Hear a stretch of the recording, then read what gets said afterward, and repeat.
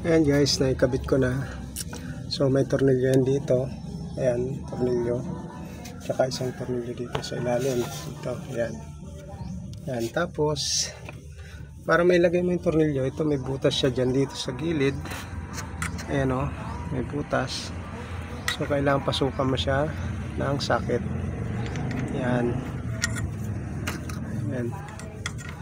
Pasukan mo ng socket para mahigpitan mo yung tornilyo. Yan. Yan. Yan ang purpose niya, yung mga butas na yan. Yan. Para pag hinigpitan mo to, ito, yan. Mahigpitan mo siya. So, yan guys. Install ko po. Yan. Yan po ang connection yan. Tapos ito dito po yan. Yan. Yan. Sa suction. Yan po yung pahigop. Ito yung pressure. Okay? Okay. Yan.